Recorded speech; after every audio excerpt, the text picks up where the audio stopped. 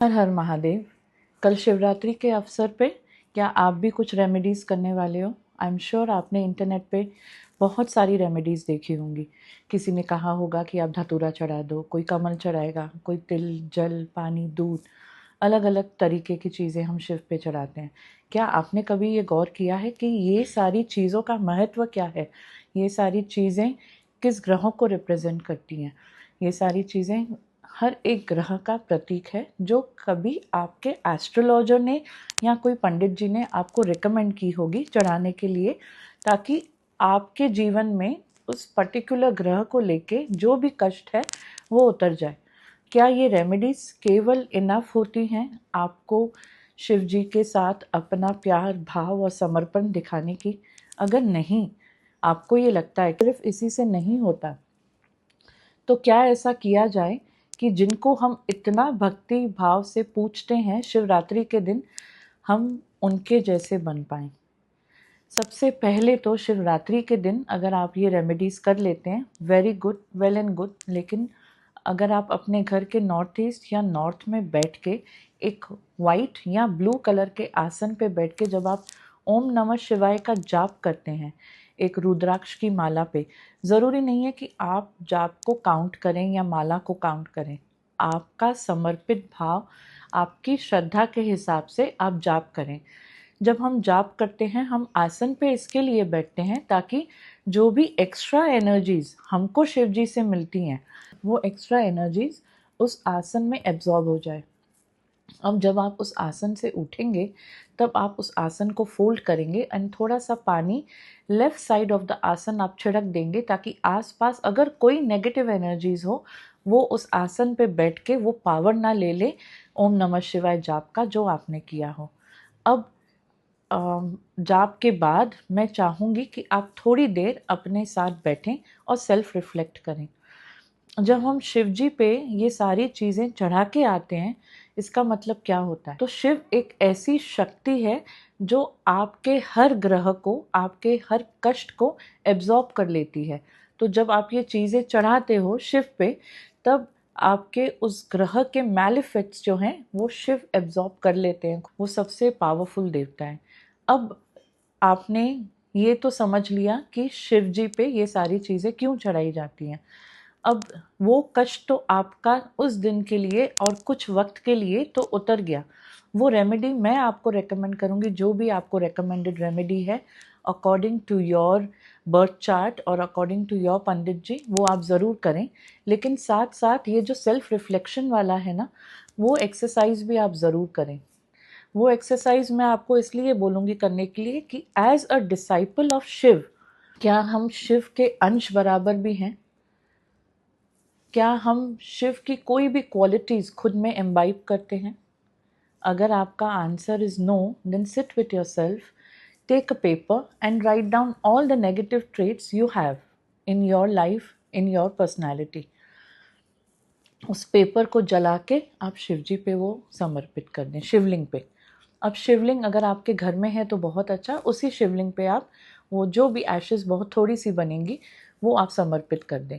And समर्पित करने के टाइम आपका भाव यही होना चाहिए कि मेरे अंदर जो भी नेगेटिव क्वालिटीज़ हैं, मेरे अंदर जो भी नेगेटिव क्वालिटीज़ थी, नेगेटिव पर्सनालिटी ट्रेट्स थे, वो मैंने आपको दे दिए। अब आप इन सब को ले लें एंड मुझे अपना साथ दें, ताकि ये नेगेटिव पर्सनालिटी ट्रेट्स या ये जो नेगेटिव क्वालिटीज़ हैं वो मेरे लाइफ में दोबारा ना आए। रिमेंबर वन थिंग, हम जो भी चीज़ समर्पित करते हैं, हम जो भी चीज़ गिफ्ट देते हैं, वो हम किसी से कभी वापस नहीं लेते। So, in your everyday life after Shivratri, if any of those personality traits come in your everyday routine, remind yourself कि मैं तो ये शिव को दे चुकी हूँ, तो ये मैं वापस कैसे ले सकती हूँ। अब आप ये करेंगे कि शिव का साथ लेंगे, शिव जी को ये ज़रूर बोलें कि आप मेरे साथ रहें, आपका आशीर्वाद मेरे लाइफ में ऐसे बना रहे कि ये पर्सनालिटी ट्रेट्स मेरे लाइफ में ना आए। क्यों? क्योंकि जब आप शिव भक्त होते हो ना, तब आपकी जिम्मेदारी होती है, जब आप शिव भक्त हो तब आपका फर्ज बनता है शिव के प्रति और अपने प्रति उन जैसा बनने के लिए। क्या हम शिव जैसा कभी बन सकते हैं? डेफिनेटली नो, बट एटलीस्ट अपने लाइफ में उनके जैसी कुछ क्वालिटीज़ एम्बाइब करके, don't you think you will become a better person, not only for you but for people around you, आपके आसपास के लोगों के लिए भी और आपके लिए भी। क्योंकि जब आप शिव के साथ लीन हो जाते हैं, तब आप देखेंगे आपके फेस में ग्लो भी होगा, आपकी पर्सनैलिटी अट्रैक्टिव भी हो जाएगी। आते जाते लोग, they will want to talk to you, they will want to engage with you in a conversation or be connected to you.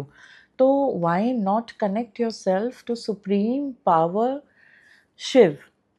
Be like him by nature, and then you will see how people get attracted to you. Be like him in nature also means आप powerful हों, आप confident हों, आपको दुनिया का हर जो भी distraction हो, आपको जो डिस्टर्बेंसेस हो, वो चाहे आए या जाए, आप स्थिर हो। आप अपने अंदर इतनी कामनेस लाओ कि आसपास की परिस्थिति आपको हिला ना पाए। तो क्या ये सिर्फ बोलने से होगा? नहीं, इनको हमें प्रैक्टिस करना होगा, which I explained you, a simple method to practice, and then gradually, will it happen in a day?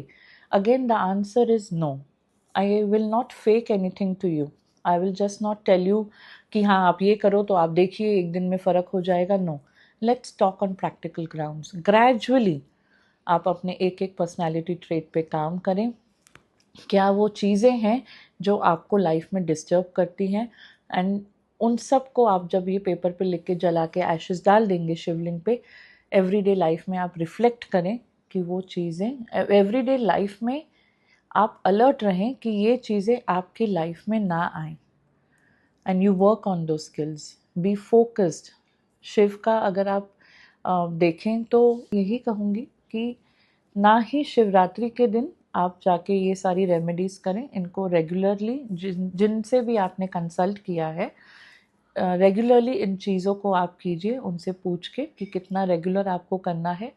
साथ साथ में अपने इस सेल्फ रिफ्लेक्शन पे काम करें, ताकि जब नेक्स्ट शिवरात्रि आए और आप शिव जी के साथ ध्यान लगाएं तो एक अलाइनमेंट हो आप में और शिव जी में। बिकॉज जब तक अलाइनमेंट नहीं होगी ना, आप बैठ के मेडिटेशन भी नहीं कर पाओगे।